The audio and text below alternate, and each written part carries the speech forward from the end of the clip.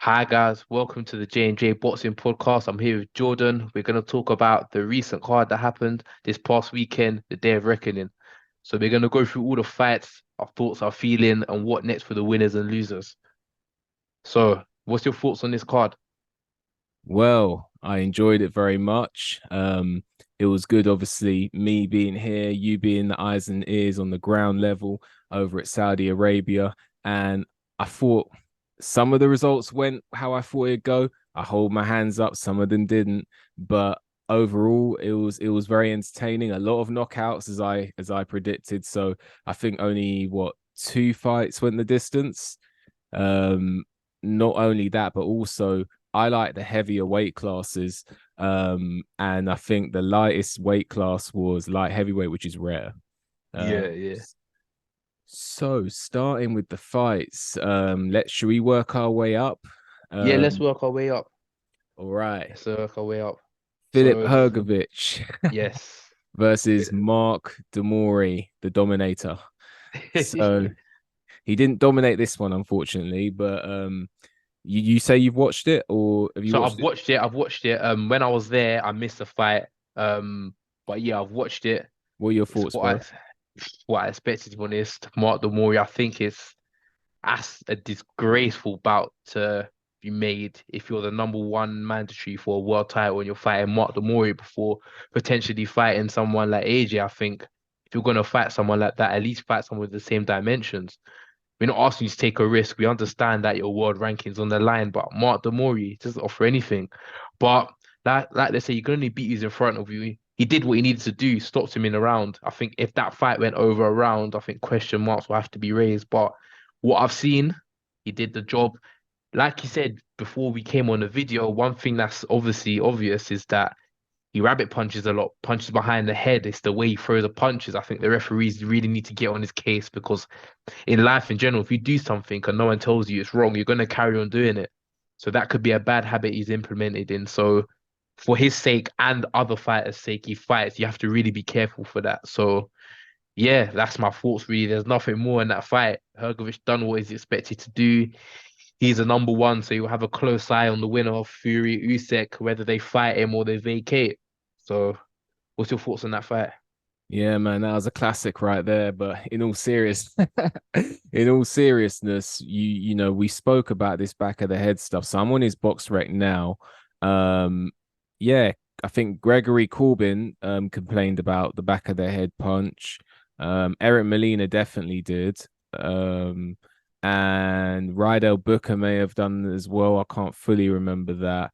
And maybe Dempsey McKean. I'd have to watch that, and Mark Demori as well. So it's becoming a common theme, his rabbit punching. And I know professional boxing's a dirty game, and you know, if no one is telling him, then you know, he's gonna do what he has to do. But you know, stepping up against, say, let's say Anthony Joshua, people are gonna have to get on top of that. Or you know, Joshua is gonna have to raise that up, or his team are gonna have to raise that up because I've been hit in the back of the head. It doesn't even need to be hard. It's no funny business. Like it really disorientates you. And the last thing anyone wants is for Hergovich versus Joshua. Let's say that fight gets made. And because I saw Mark Demori get hit back of the head, the ref stopped it and said no back of the head. There was a 2 second break and he's fired again. That's not adequate time for someone to recover from being hit back of the head. So let's say Joshua and Hergovich are fine, and then Hergovich hits Joshua back of the head. It discombobulates him and disorientates him, which you would do to anyone. Being hit by the back of the head by a 240-pound man is, you know, dangerous stuff. Ref gives like breaks out for 2 seconds and says fight on. Most people are not really going to care too much, but that can ruin the fight.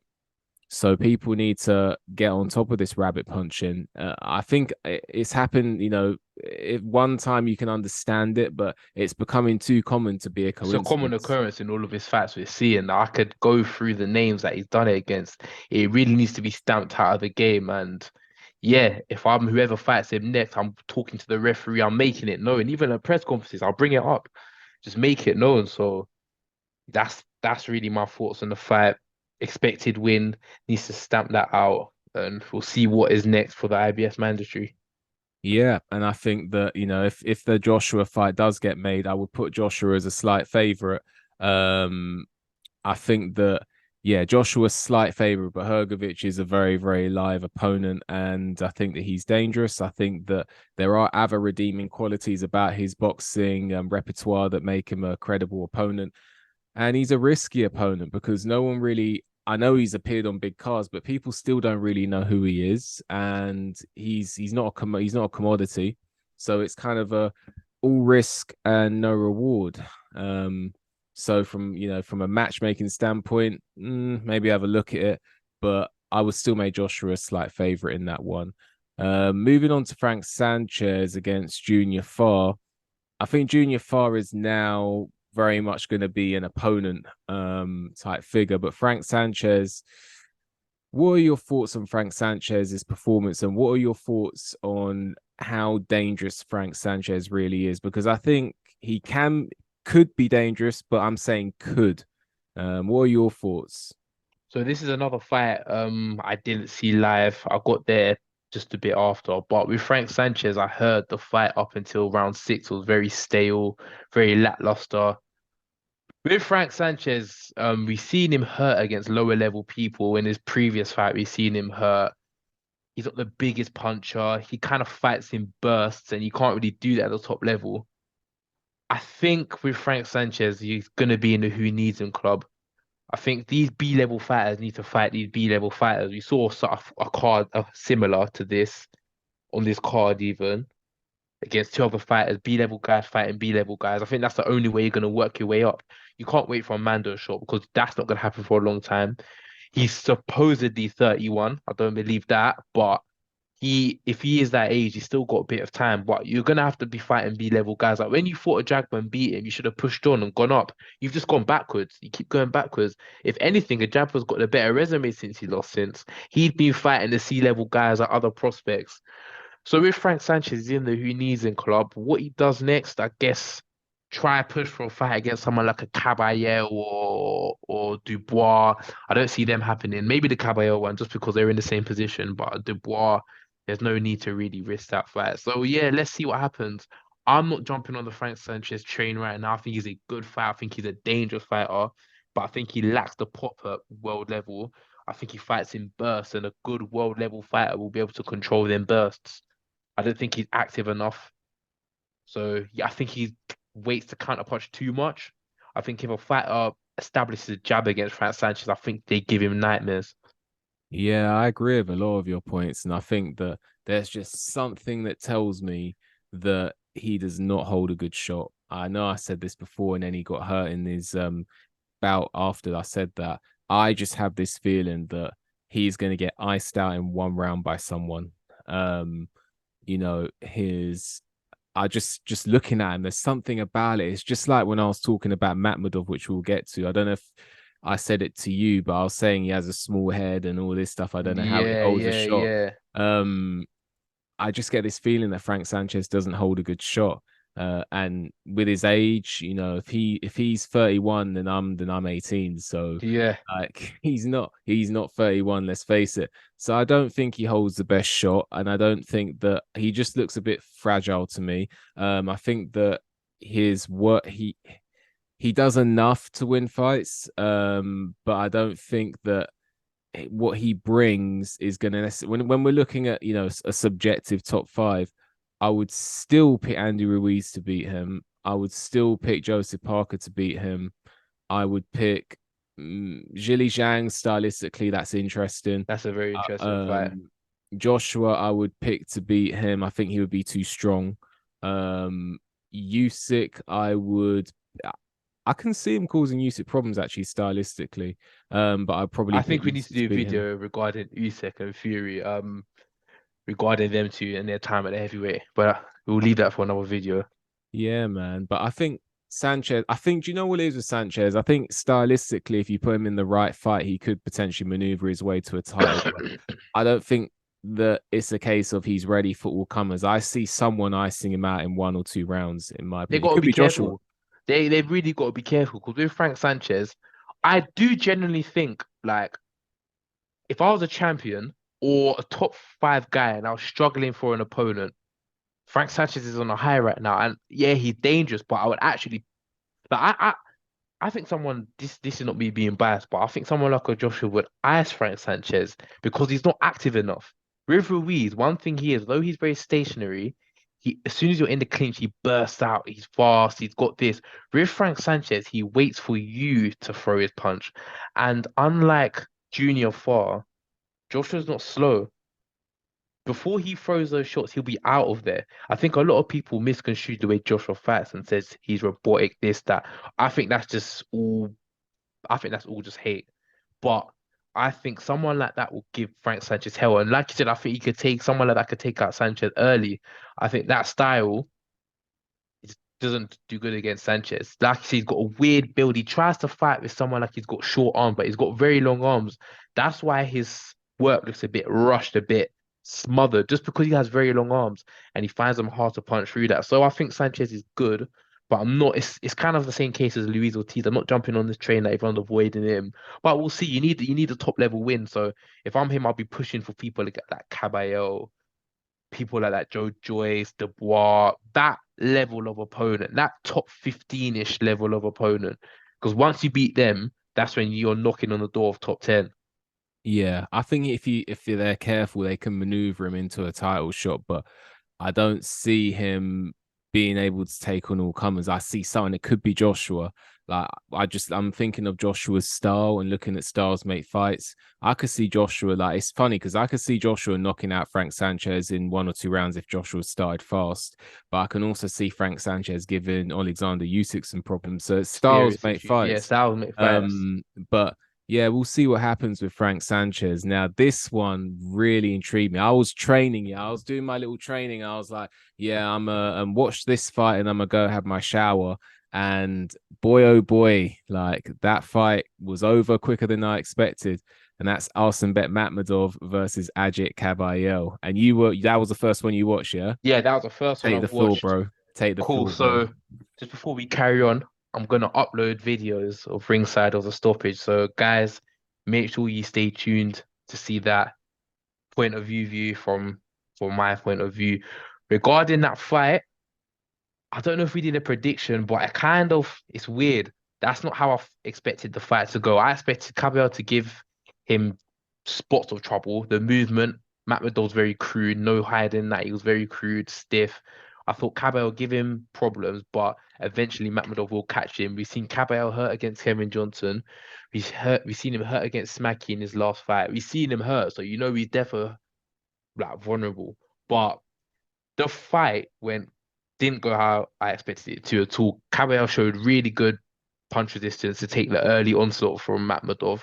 Matmadov looked really clumsy, and he gassed after 1 or 2 rounds. I'm thinking, wait, what's going on? Like Caballero looks really confident. I think Caballero realized he could take the power of Makhmudov, and that's when he started. I've never seen Caballero push the way he did in this fight.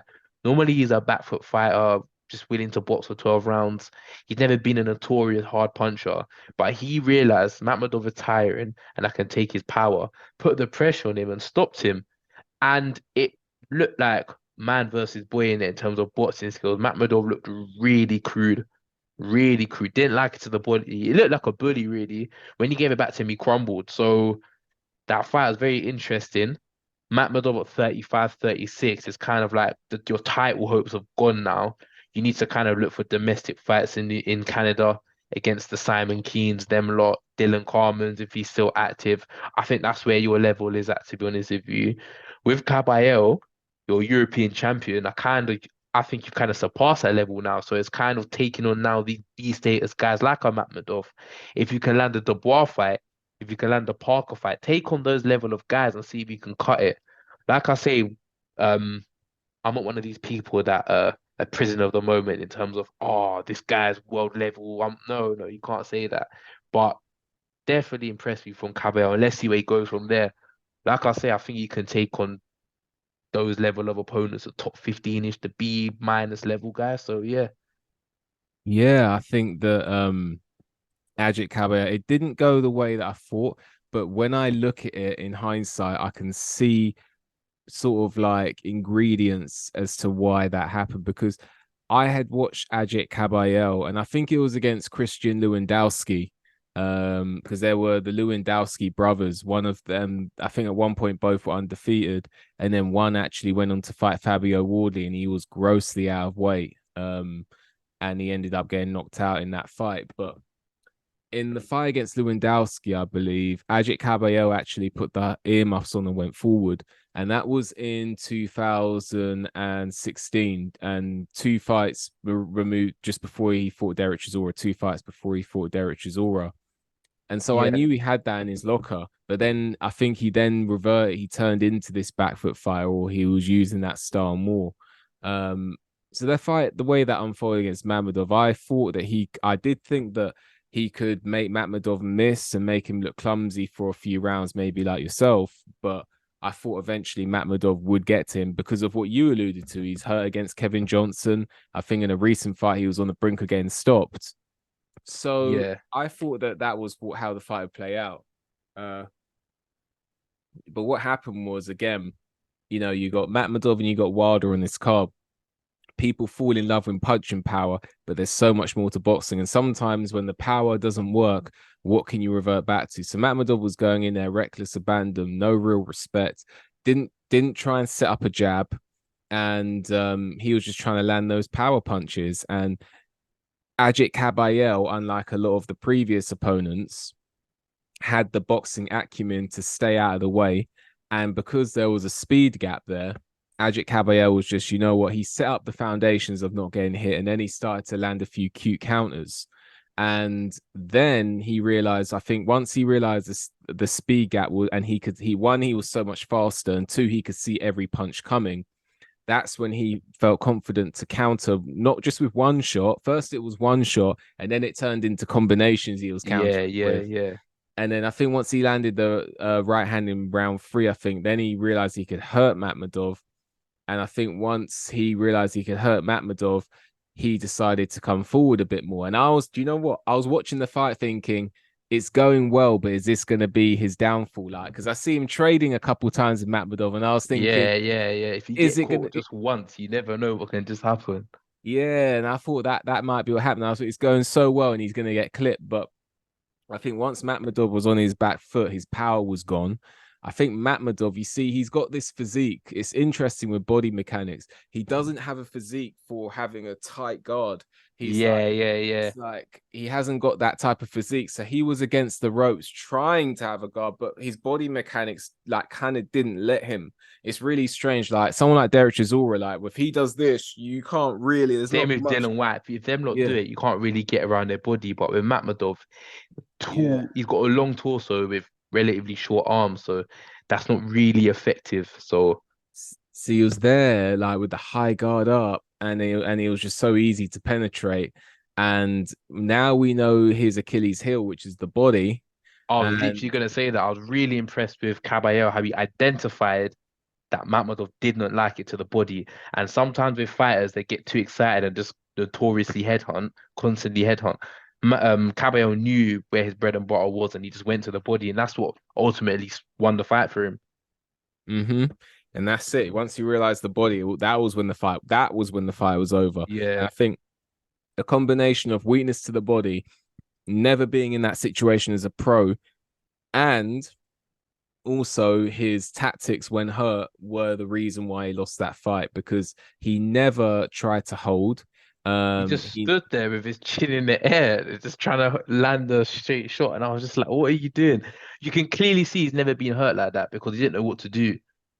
and I think one thing that I didn't really touch on before is I noticed that Matmadov is not physically people going on about his physical strength, and it always confused me. I saw punching power, but I never saw physical strength because in the amateurs against Mahayan Istor, I don't know if you've watched that fight, Super Series fight or something like that. You know Yeah, the the world boxing's the semi-professional type thing. yeah, Yeah. he was getting beaten up. He was being beaten to a pulp, and he only won that because he found a shot in the last round, I think, and he knocked Nistor out. But he was getting bullied in there, like pushed around and everything Even against Takam, like against Takam. he was getting pushed back, and Takam is to be fair, Takam is probably one of the most physically strong heavyweights. But people talk about this brute strength. I kind of feel like it's more of a character thing. Like people look at him and expect, oh, he's Khabib-esque, this, that. But if you actually strip it down, he's he's definitely got a strong punch, but physically, Nah, he's not strong he's not physically. not that strong at all. So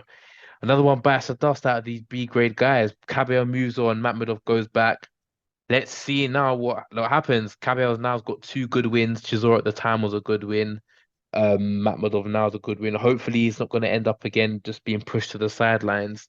If I'm him, I'm going to try to target the up and comers or try and target someone who's trying to break into the top 10. So like a Dubois or whoever's Joe Joyce or whoever really. Just try and How get old one of is those he? fights How old is he? Let me go on his box rate. He's 31. So actually, he's one of those guys who isn't that old, but it seems to have been around for a forever. long time. Yeah. So he has, I would say, there's still no time to waste because if he goes on another hiatus from the top level, because he Well, fought it took him Chisora 6 years.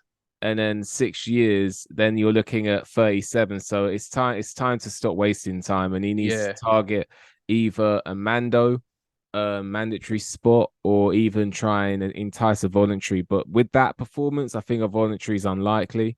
So he's probably gonna have to go down the route of maybe, as you said, fighting a Daniel Dubois, maybe fighting a FA Jagba. That'd be a good Yeah, fight. yeah, yeah. He's I gonna don't think need Jared Anderson's handlers would throw him in with Caballero. Not saying that no, he couldn't win, but just high risk, low reward. because he's just shown now that he can box, he can get on his bike, and Box he and can he press can hurt. forward. Yeah, yeah, yeah, yeah, I know. So I don't know, he was it who was it? Was it David Hay who was singing Caballera's praises for years? I think it might have been David Hay, and he was always saying, yeah, Caballera's the next guy coming up. And I couldn't see it, but obviously David Hay saw something that we couldn't. I think it was David Hay. I don't know, man. David Hayes not got the most accurate Yeah, record. Maybe it was someone else, but if it was, maybe it was one of his rare ones when he got it right.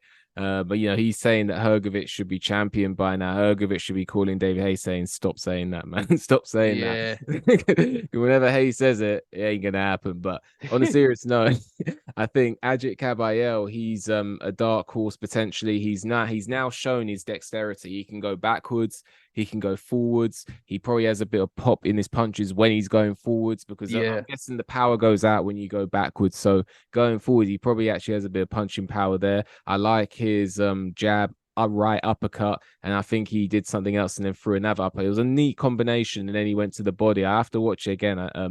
But it was a nice when he got Matt down the first time. It was a real nice combination that you rarely see in boxing.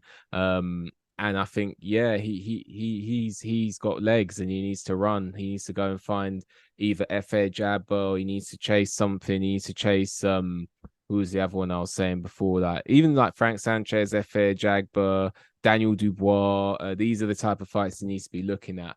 But moving on from that, and obviously Matt Madov, it's a shame, but I think you're right. It's going to be a long road back. No one's going to fight him.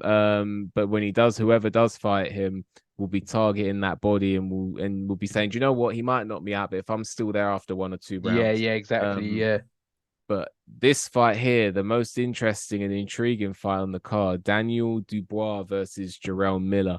I thought that after the first couple rounds that this was because Jarrell Miller, Daniel Dubois came out in round one. I was like, this guy's throwing way too many punches, and I that's what thought I thought. Yeah. he is gonna gas right out. Well, And he did. To be fair, he did gas. Like, obviously, I was there. One and two gassed by three. His mouth was open. So I was thinking, shit, is he blowing the gasket already? But yeah, yeah, he found his second win, which was good. And again, I think that with Daniel Dubois, it's a funny one. Just as I said to you before we started this, I think the way his mind works, when he quits, it's an instinctual decision. Like when he quit against Joe Joyce, I don't think it was something that was on his mind for like rounds and rounds. I think it was like in the moment.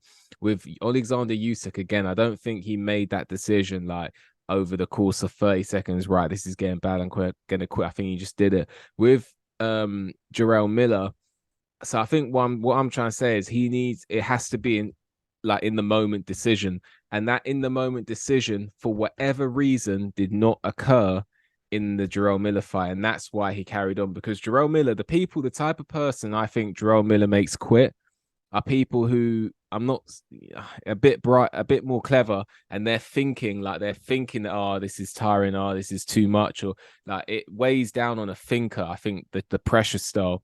Daniel Dubois, I don't doesn't come across to me as a thinker, so he was just fine on instinct, and I think that combined with the fact that I think that he actually hurt Jerome Miller early in the fight, and Jerome Miller actually respected his power. So I don't think Jerome Miller did the walk down as much as he normally does. I think he did it, but with a bit more respect. For I think he hurt. I think Daniel Dubois got his respect early in the fight, and I also think that Jerome Miller also, when he's clean, he doesn't have the same intensity.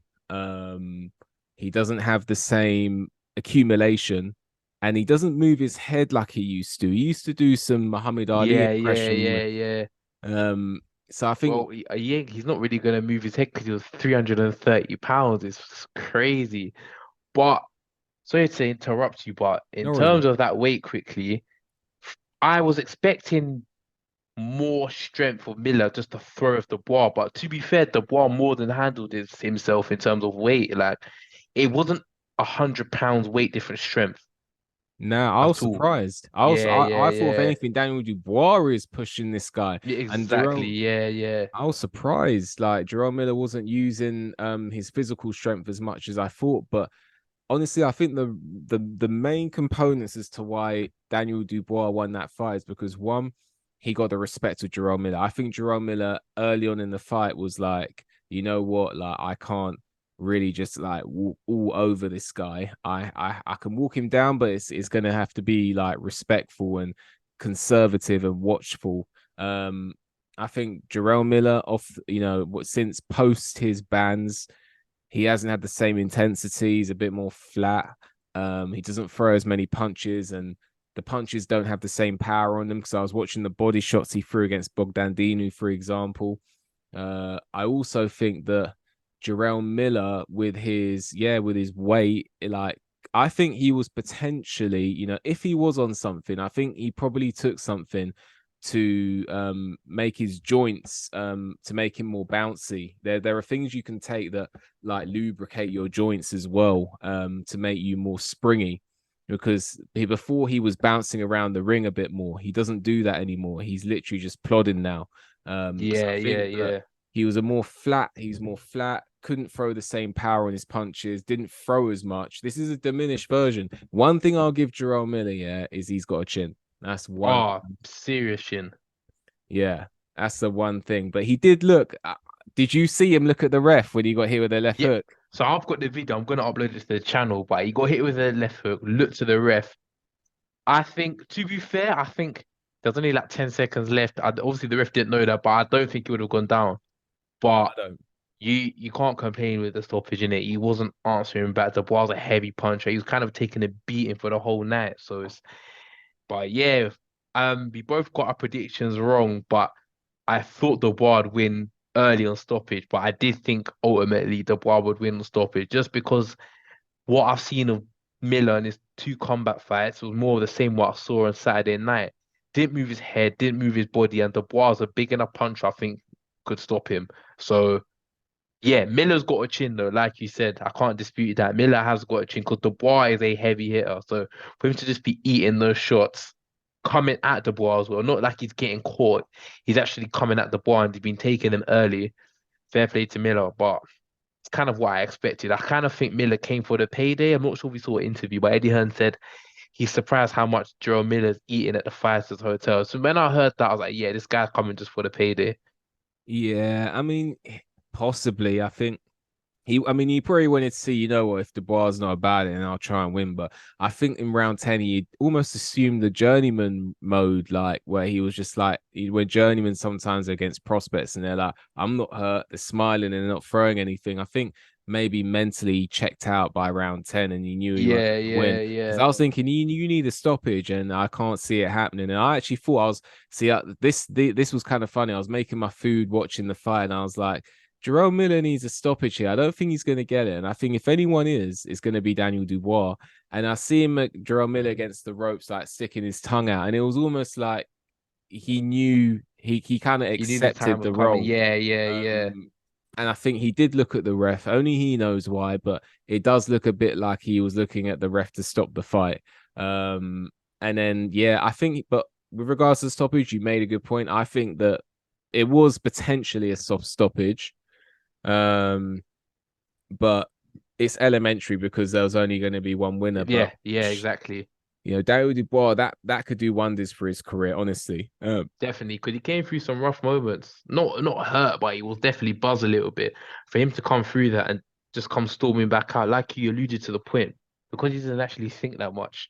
He's thinking, oh, if I just smash him, Hulk smash, 1-2, 1-2, he'll go down, which eventually he did. So fair play to Dubois. I expected him to win and win comfortably, so I'm not gonna jump now that Dubois back, he's this. But fair play to Dubois. You have to try and now risk it against the B minus guys, just because we've seen you against the A's and the A minus guys and you've lost. So let's see you mix it with the Caballos, the whoever's, the Sanchez's, the Ajagbas, those level. Yeah. So let's see if the ball. Good win though, definitely came through some tough moments. So let's see what happens from then. Yeah, man. And what about JL Patai? I mean, there's not too much to say on that one, I don't think. Not too Uh, much to say. Obviously, he got stripped by the IBF. In hindsight, I can see why they did it now. There was levels in the ring. Dangerous matchmaking from Frank Warren, but I think that's his only cruiserweight. So he said, "Oh, let's just throw you in there." Yeah, Joe Pataya. Every time I see him, he's a bundle of energy.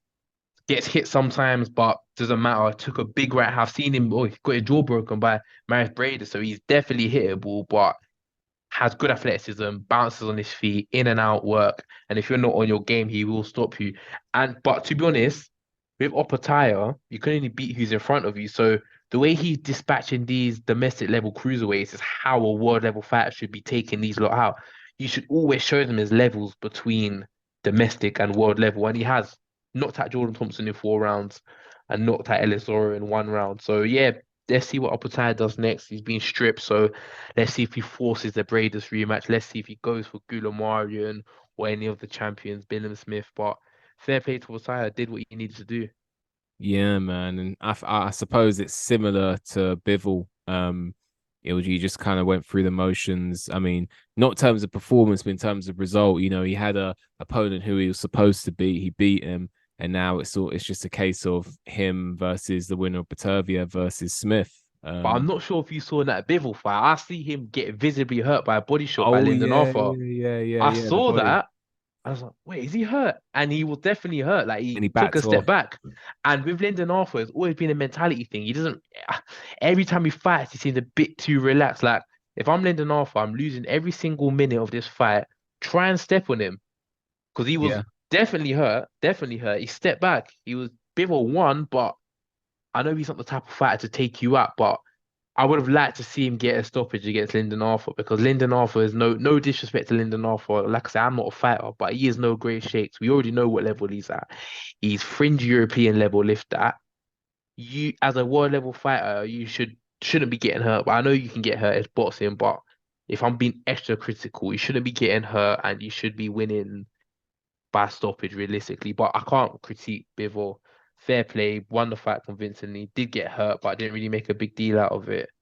For yeah, Lyndon man. Arthur, he's lost his IBO title. We'll see where it goes here. There's domestic fights for him against Craig Richards, against the winner of or the loser of Buatsi Aziz. You already know they've already had their thing with Yard. So yeah, let's see. Let's see what happens with Bivol and Arthur. Yeah, man. And then the two main events, which are the two ones that I really want to talk about, Deontay Wilder versus Joseph Parker. Now, I'm not gonna lie. I picked Wilder to win and I got the prediction wrong. I did say though that I could see Parker giving Wilder serious issues. I didn't know what it was, but now I kind of see what it was when I saw those two in the ring. Basically, Wilder, he likes to take in the data and look at what you do and kind of not do anything in the ring. And then once he's worked out what you're going to do and when you're going to do it, that's when he sort of either punches in between what you're doing with the right hand, or he waits for you to finish. And while you're still open, he catches you with the right hand. Yeah. the reason it didn't work, I feel, again, now let me know what you think if you agree or not. The reason that didn't work against Joseph Parker, one is the ring activity, but also the styles, because Parker, unlike a lot of Wilder's opponents, is more explosive and he does his work quickly. So it's of my view that Wilder didn't have the time to do what he needed to do in between or after Parker's attacks, because Parker's quicker than any opponent. So Parker would attack and he's either smothering Wilder or he's got Wilder in a disadvantage in terms of his ring positioning. Whereas a slower fighter like Luis Ortiz, he can counter that guy or he can counter Spilker, but Parker's too quick for Wilder to counter. It's like Parker's like boom, boom, boom, and then it's Yeah, over. yeah, yeah, yeah, yeah. Wilder's he's either on top of Wilder, so there's no extension, or he's placed Wilder in a disadvantageous area of the ring. That's a big reason for me why I think the right hand didn't land. What are your thoughts on how that fight went? So my prediction, I think I predicted Wilder, was it 6-8 or something? I thought it's weird. Yeah, Maybe I overestimated Wilder, but I didn't underestimate Parker. I've always said with Parker, if he's not now this world level beater, we know what Parker's level's at. Lost to Joshua comprehensively when they fought. Lost to Dylan White, which I still think is controversy around that fight. But at the end of the day, Dylan White beat him. Lost to Joe Joyce, got stopped. So we know what level he's in. He's always been the bottom echelons of the top 10 slash top 12, if you want to say. And going into this fight, I'm gonna just say maybe I got drawn into the pad work too much with Malik Scott, but I was seeing minor improvements from Wilder, maybe adding a bit of diversity to his game. And Parker coming off not the best performances this year. Like, yeah, he knocked out Simon Keane in 3, 4 rounds, but he was still getting touched up a little bit with the jab, the right hand. Going 10 rounds with Jack Matthews, a cruiserweight, and not even able to put in a dent. Yeah, I was thinking, oh, Parker's not been on the best form. He's active, but what Wilder hasn't fought for 2 years. I was just thinking maybe it might take him a little bit to get into the fight, but ultimately Wilder will land. He couldn't do that. But one thing I was really shocked with is that I think Malik Scott's taken away something from Wilder's game he had. Wilder always had a jab. We've seen it against Deverne. We've seen it against other people. I think what Malik Scott's tried to do to Wilder is make him a back foot mover, but when you see the opportunity, detonate, then go. Wilder hasn't got them fundamentals to keep that up, and we've seen that. Arguably, you could say he didn't win a single round in the fight because not Parker neglected his right hand, which he did yeah, against AJ, to be fair. Parker's good at neglecting the big right hand, so he had that as Arsenal, but fair play to Parker, got the biggest win of his career. I think this is a message to all boxers. Sometimes losing isn't the end. I know a lot of boxing fans say once you lose, you're done, but only a year ago he got stopped by Joyce, so who would have thought that Parker would be in a better position than Joyce only a year later? So yeah. so yeah, fair play to Parker. I'm still not saying oh he's top two, top three, but he definitely cemented himself as a top 10 heavyweight now. With Wilder, the harsh reality is every time he stepped up, you've lost comprehensively. Where does Wilder go from here? I'm not too sure. It sounded kind of like he wanted to retire. He's like, if I don't come back, it's been a pleasure. Those are not good words to hear. I think now fighters will be less fearful of his right hand, which is a catch-22 because if he does fight again, it means you're more likely to walk into the right hand.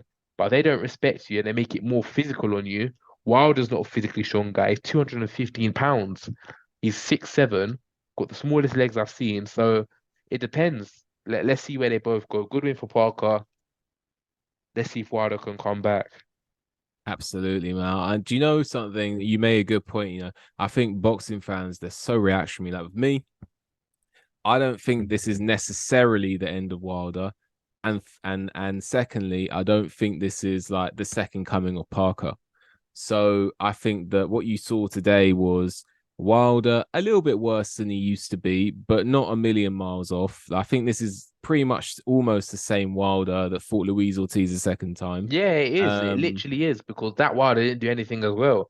He just managed to find the knockout against someone who was less stationary than Parker and didn't move his in head off the line. in their late 40s. Exactly. So and then you got Parker, who I still think is going to go on to probably do just as well as he, maybe a little bit better because of the confidence, but he's not going to go and achieve like a million miles ahead of what he would have achieved had that fight not been made.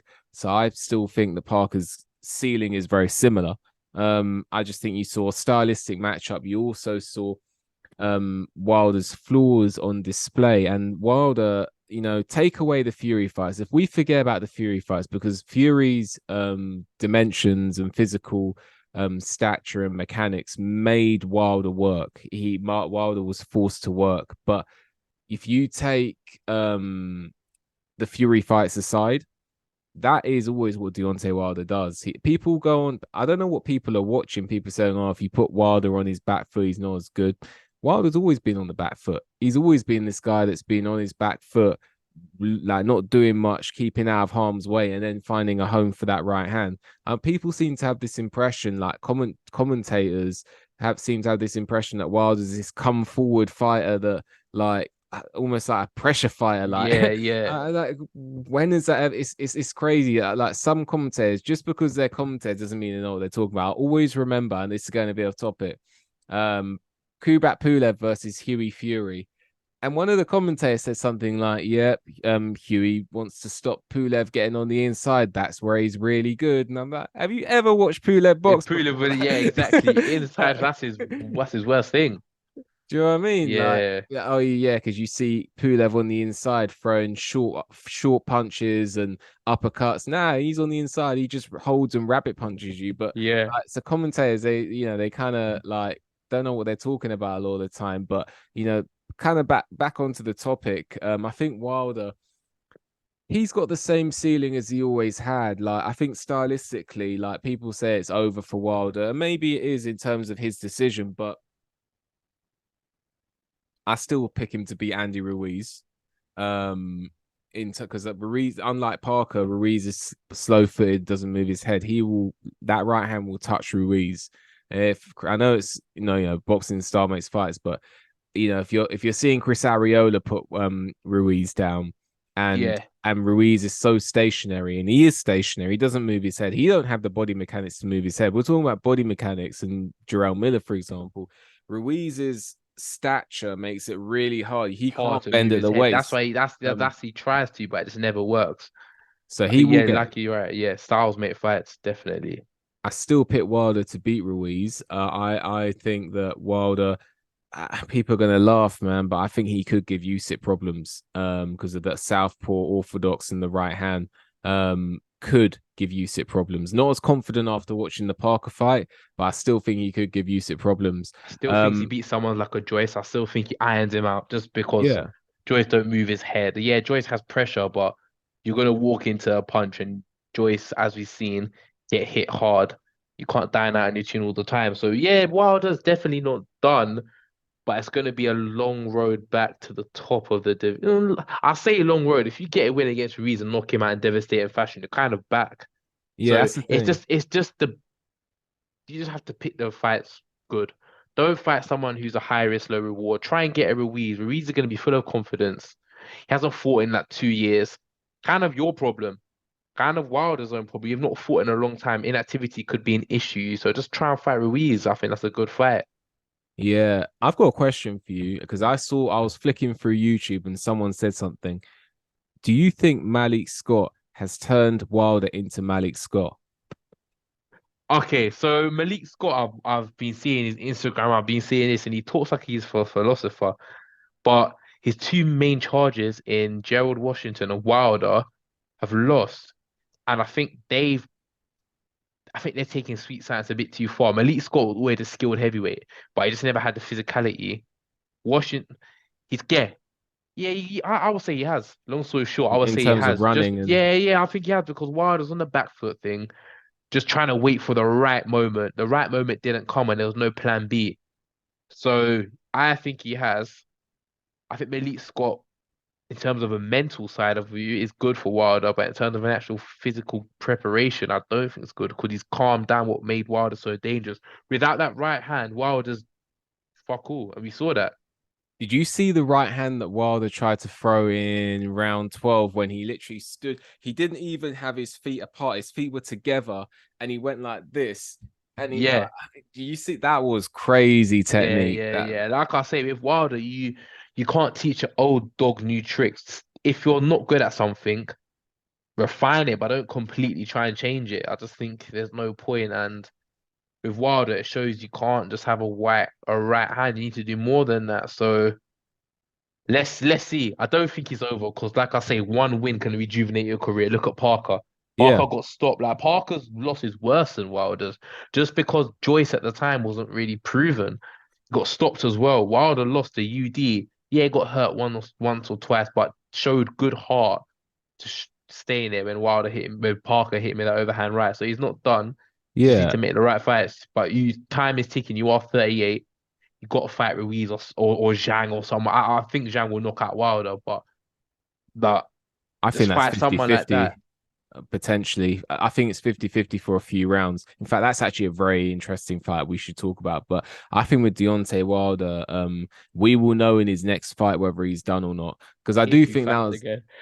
I think it's a little bit worse. I don't think it was a million miles off, but I do think that he's I was I was on that like I mean, what baffles me is like I'm like a novice in terms of boxing, and I'm not a coach. I've coached a few people, but I'm not like I don't have a professional license. I haven't coached like the top end, the top echelons, and I'm sitting there on the live stream, and you could probably watch it back, and I'm saying about round five to my friend, while the right hand may or may not land, but you need to start racking up some rounds because if it doesn't land, you need to have an insurance policy that you bagged up enough rounds to get it on the cards. I Like you just even can't. think as well, like technically, like Parker was making a lot of mistakes and he was leading with his head.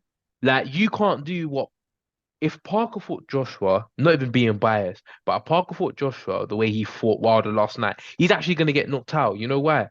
Because the way he's leading with his head is there for an uppercut. If you had an uppercut, Parker's going to sleep. Wilder He did rarely that throws an multiple, uppercut. That's the and thing. then when he did, it looked terrible. So it's not even that Parker's this rejuvenate guy. He just had a good game plan and capitalized on Wilder's flawed techniques. Like I say, I don't think Parker's 2.0 or 3.0 is coming back to take the division. We know where Parker's at. So yeah, it really highlighted the poor boxing skills of Deontay Wilder. And let's see, like I said, I don't think he's done. Just pick the right opponent next. Parker, um, I think he should fight Zhang because I think he's got a good chance of Zhang because he can move. Zhang just Yeah, tired down the stretch. I think all these guys should be fighting each other because in the heavyweight division, number 15 can beat number one on every given night.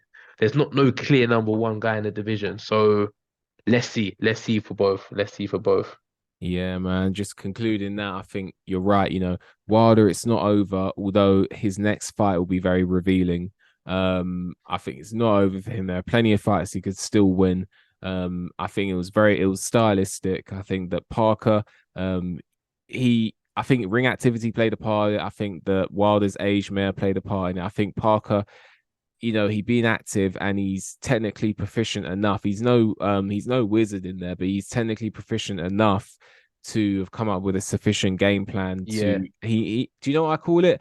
He dominated the fight by nicking it. Every round he nicked it. Like exactly that. Exactly. he didn't dominate every round. He nicked it and he nicked every round and that's how he won it. So it was very, very clever stuff, but at the same time, I just can't get over the fact that I wouldn't consider myself like I know a lot about boxing, but I'm not a professional coach. I'm not a professional fighter, and I'm sitting there saying he needs to start bagging rounds. So Racking up what rounds. was Yeah, yeah, going yeah. on in the corner? Like I really, really would Obviously, want I'm to know. not there. I'm not watching on TV. But what did you see from your point of view? Was Malik Scott given urgency, Ah, or were they just chilling? they weren't screaming, they weren't shouting. There's no urgency. I think round 12, he said you got to go for him or something like that, and then he went for it. But there was nothing that made me go wow. I mean, I was scoring the fight, so it was at the end of rounds. I wasn't fully focusing on it, but I mean, my scorecard was 118 to 111, and obviously some people gave it. And obviously, if I watched it back, maybe I score it differently because it is different when you score it live. But yeah, I gave Parker nicking every single round. I gave Parker all the rounds up to round 8, and then I think I gave round 9 a draw.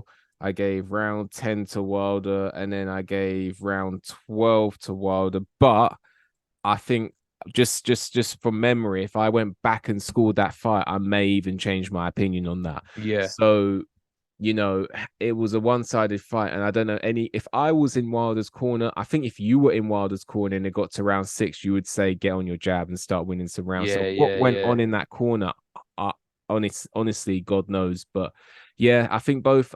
For me, both. It's a similar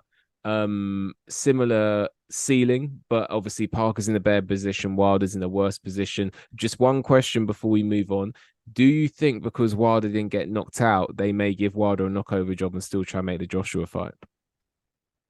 That's a hard sell. I think the only way they can really make that fight is if he gets a big win against a Zhang or Ruiz or someone like that. If they give him a knockover job, they'll be like, "Oh, you lost to Parker." So my answer to that is no. I think he needs a big win against a Ruiz, Zhang, or someone in the top five, top six.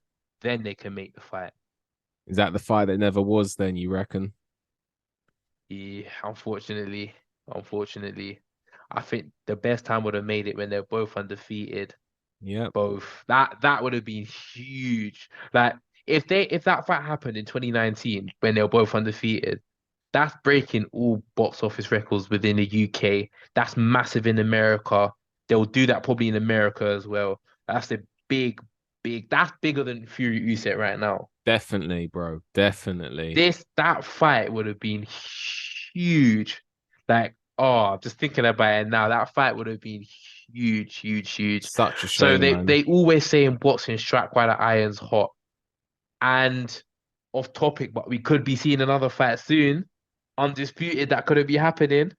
Beterbiev versus Smith. Smith could ruin the plans for that. So True, true. I always say strike while the iron's hot. So it is a shame you're not going to see that. I think that fight's not going to happen unless Wilder gets a big win within a year. But PBC guys are never active. So it's like you kind of rely on the Saudis to make that. Ruiz was in attendance. So you never know. That could be the plan. But let's see. I don't think Wilder's done. I'm not going to write him off yet. He's got power like that for me to not write him off. It'll be silly of me to write him off. But for now, he needs to get a big win, 100%. Yeah, and I recommend he takes us a tune up before that. Um, yeah, moving on to Anthony Joshua versus Otto Wallin. Now, we were both very confident in Anthony Joshua knocking Otto Wallin out, and I think that kind of played itself out. Did you actually hear about the sparring now? Because I only heard it on the grapevine, and it turns out that Richie Woodall was there for some of the Yeah. sparring, and I someone told me that was it that Richie Woodall was there and Josh was doing so good that they had to tell him to tone it down against Wallin. So yeah, or even before I heard the sparring rumors on wherever I heard it, I always thought stylistically this is a very good match for Joshua. Wallin is a number two rank. Can't say he's nobody because gave the number one heavyweight Fury a good fight. And if that wasn't Fury, that could have been stopped. Beat Gassiev, who has punching power, not the same fighter heavyweight, but regardless, beating him. Wallin's not a bum, but Joshua showed his level between a world class fighter and a high level, high European slash low world level fighter because Wallin has good wins. Beaten Kaufman, beaten Brazil, beaten Gassiev. He's got good wins in his record. But I always saw this as a fight that Joshua could win his style. And it's a good look on it. Made it easy fight. And that wasn't because Wallin wasn't a bum. He just was better than Wallin in every single department, and it showed. Wallin was talking a lot about, oh, you're not the same fighter. I'm not sure if I told this to you, but it was kind of like Wallin was basically saying, oh, if you're the fighter you was in 2016, you would beat me. But because you're not that now, I would beat you. That's how it kind of sounded from my point of view. So it's just like maybe fighters are going into this fight thinking that Josh has passed it, and I think that works against them actually because I think they're going to be less cautious on their defense. So that's my thoughts on it. Very good win. That's the best I've seen him look this year. Confidence was on top. Yeah, let's see what happens in 2024. You've given yourself the number two rank now in the IBF, so that's only positive things from here. yeah, it was a solid win, and I also think it was good matchmaking as well. I think it was good matchmaking. Stylistically, I think that was very good for Joshua. I think that Joshua is good against southpaws. I think he's good. Alexander Usyk's like a different kettle of fish That's in what I'm terms saying. of That fight. it's not a southpaw thing against Usyk. It's just that he's a constant mover, knows the boxing game Small. in and out. it's not a southpaw thing. Against Martin, he dismantled him. The right hand, the pull counter was there. Against Wallin, he dismantled him. The pull counter was there. It's not a southpaw thing. It's just a Usyk thing. because he was small, moving target, and southpaw to go with it. I think that was, and I don't forget. I mean, this is just my personal opinion. I thought the second fight was razor close. I think people ran away with narratives. Oh, he got schooled. He got schooled. If you actually look at it, turn the commentary off. I thought the second fight was razor close. In fact, So I do had I. Joshua. I think I can't remember where my scorecard is, but I might have had Joshua up 6 rounds. After 6 rounds, it was the second half. I just thought he gassed it out a bit. But yeah, Joshua. Yeah, the fight itself. I mean, I'm gonna.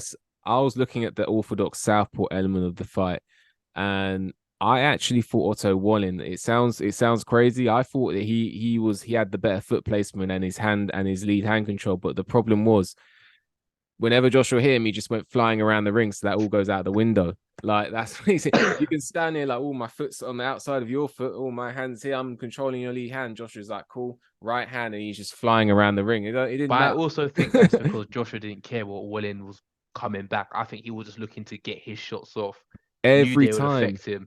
he got hit, I was Every watching, it time, was yeah. painful Even every in single round time. one, the first body shot he hit, Wallin looked like he was gonna fold already. And that's when you knew it's like Wallin respected the power of Joshua. I think one thing people don't respect the power. Joshua's got serious power, serious power. Like it makes no sense sometimes. The amount of knockouts he's got on his fights, and people still question something like that. Like if he's not that much of a puncher, then Usyk would have just stood in front of him like he did against Dubois.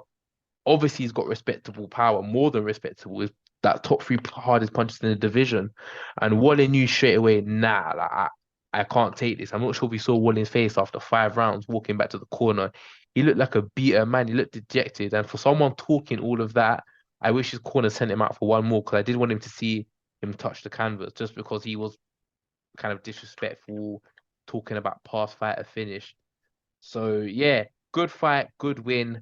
Looked very confident from round one. Was thrown with intent as well. Was punching through the target. It So was Terminator mode. Like I did notice yeah, the difference from early as well. I think he knew that what Wallin's power, because he'd been in with him so many times, so he kind of knew, like I know what's in front of me, so I can just do. He knows what he can do, and I think that yeah, it's like I said, like you can have all the southpaw advantage that you like, but if someone punches you every time you're flying around the ring, it doesn't even matter, man. Like you don't, none of it mattered. Like every yeah. time I noticed that he was hurting Wallin to the body a I lot. liked how he went Um, to the body as well. Switch it up from head to body. Sometimes a lot of fighters like we saw in the card, Bivol can just focus too much of the head. I like how Joshua kept it moving in terms of the body, head, body, head, body, head. I really like that. So just things are improving. I think he's putting it all together now. He's 34.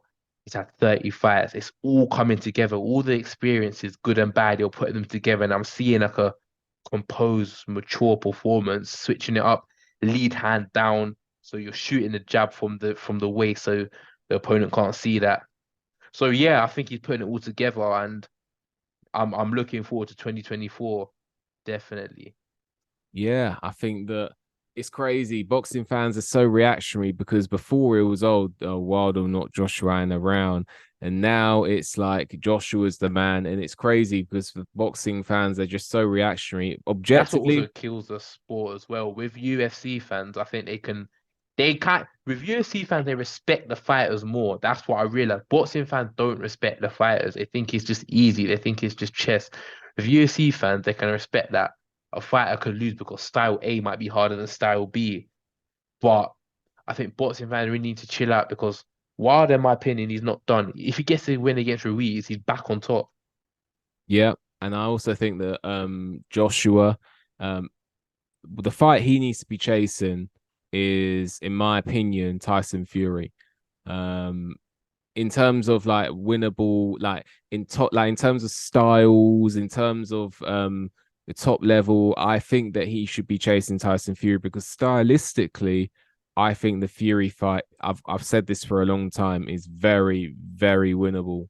I think that the stuff that Joshua does quite a few things better than Fury, and the stuff that Fury does better than Joshua can be negated. I keep saying that. Like, I think that fight isn't going to happen. And I think Fury will retire after the Usyk fight because I think unless he gets a big deal that matches the money he got against Usyk or is more from the Saudis, I think he's gonna feel like it's not worth me losing, especially losing to another Brit. Kind of like what Amir Khan did with Kell Brook. Yeah, So I don't see that fight happening because I think Fury will retire. But I'm gonna put it out here, not being biased. I think Joshua stops Fury. I think they're so. I really want to see that fight because I think Fury slowed down so much. he By the has. time Fury throws something, Josh would have countered him already. And I think there's not a 3 inch height difference between them.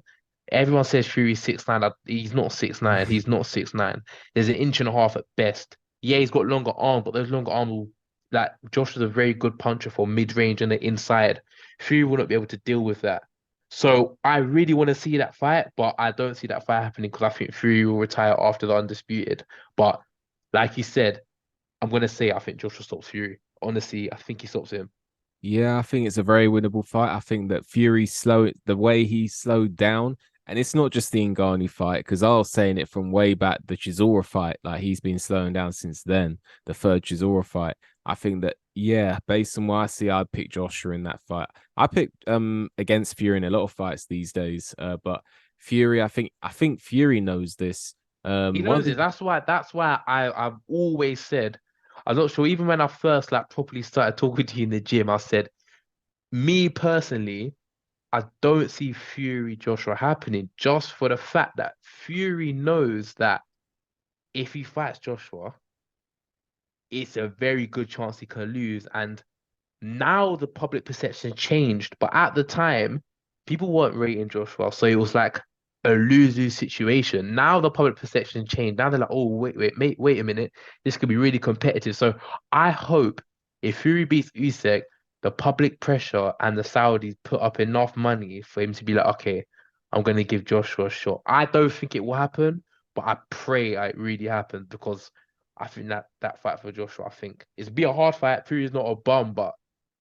I think he'll beat Fury.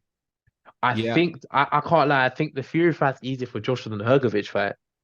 Yeah, I think Fury is very, very big. He's there for the taking, and I honestly believe he's probably, unless we see something that's like a transformation, I think he's losing to Alexander Usyk, in my opinion.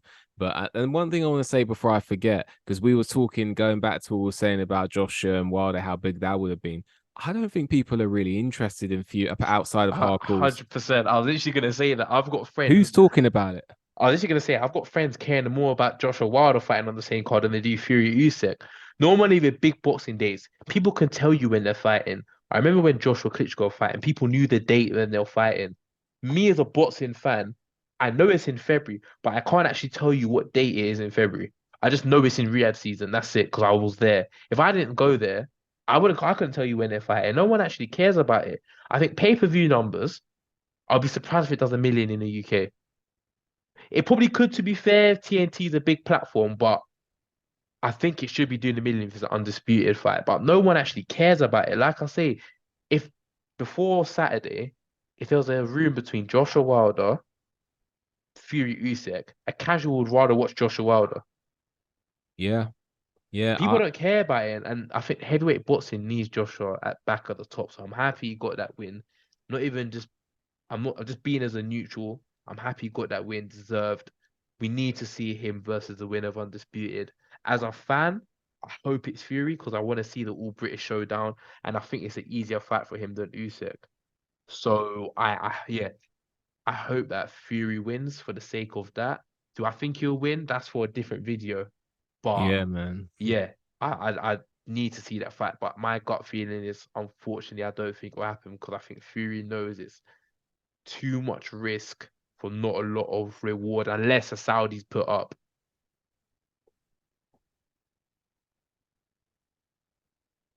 Hello. Hello? Oh, cool. We're still good, Cool. yeah. Yeah. Yeah, man. I think, yeah, I don't see it. I don't see Fury being easy to work with in that regard. In my opinion, I think honestly that we may see him lose to Usyk, and then depending on the rematch, take the rematch and sail off into the sunset.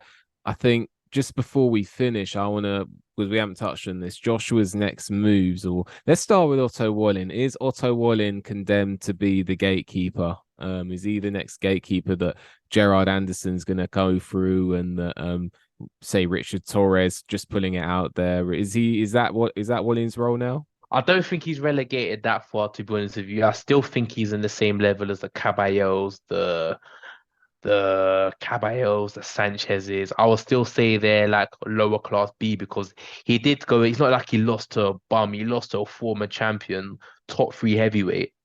So I don't think he's going down to that level. But I could maybe see him versus Dubois as a fight. I'll pick Dubois to win, but winning could be handy. But yeah, I see him as that level. I wouldn't put him down to the Andersons and the Torreses, but I do see him as he needs to fight another B level opponent like he fought Gassiev, and we'll see where it goes from there. I can see a fight that could happen. Otto Wallin versus Caballero. I can see that being made. You for the European title, winner stays on type thing. So yeah, that's where I would see. That's where I see him going. Yeah, man. And Anthony Joshua. So there is the talk of the Joshua Hergovich fight. I know that you're thinking it's, high risk, low reward. What are your thoughts briefly on the Hergovich Joshua potential fight? So if they make that for the vacant IBF, you have to fight that fight. It's a very good fight. I'll be picking Joshua to win, but I think it's a very good competitive fight. I think Joshua has more in his tool bag, but Hergovich isn't a bum, and he's got a chin. We've seen him take big shots from Zhilai Zhang, and we know what power Zhilai Zhang has. So I think that's a good fight. In terms of that, it's just like maybe you hope you can maybe you hope you're guaranteed a shot at the winner of Undisputed. I can't see that, but if you are, I wouldn't fight Herkovich and I'll just wait for the winner of Undisputed. I just think high risk, low reward. Sometimes be make decisions that are smarter for your career. Yeah, And I think that's if someone said, cool, fight for the IBF or fight for not undisputed, but number one versus number two, you have to take that option. So that would be my advice. absolutely. I think the Hergovich fight's dangerous. Someone's got to keep a tab on that rabbit punching, man, if that fight gets made, because seriously, that could be an issue. Um, he's dirty. He's a dirty fighter, Hergovich, and he's very sly with it. The refs don't seem to really do much about it, so there's gonna have to keep on top of that. But Hergovich is a dangerous fight. I think the Zhili Zhang win is starting to age well. Uh, Extremely well. I even think Dempsey McKean is a better fighter than people realize. Mm. And I think that I think Hergovich is he's one of those guys. He's not explosive and maybe doesn't look spectacular, but there are a lot of fundamental things he does right. I think that I don't think he's got like one punch power, but I think he's got like sort of stinging power where he can hurt you and then hurt you enough to finish you off.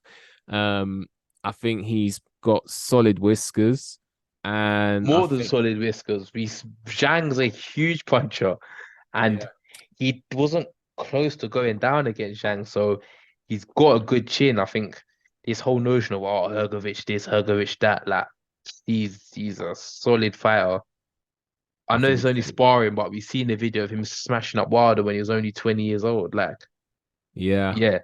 So yeah. Hergovich is a Wilder's like very good fight. Yeah, yeah. Wilder's trying to act like he's letting him do it, but he had no say in that. Hergovich just was going to town on him. But yeah, like I say, it's a good fight, competitive fight. That is truly a world title fight, in my opinion. That is like, okay, cool. That is literally number. Yeah, yeah. That's a very good fight. Very good fight. Very very good fight. I good. think Joshua wins, but it's a very good competitive fight. But I expect Joshua to get through that. I think I'll go to points as well. Hergovich showed good whiskers. So yeah, let's see what happens for all the heavyweights that fought on the card. Interesting to see. Yeah, and I think that all these fighters that we spoke about, it's interesting to see which direction they will go in. It's going to be interesting to see if Saudi can keep these type of cars going.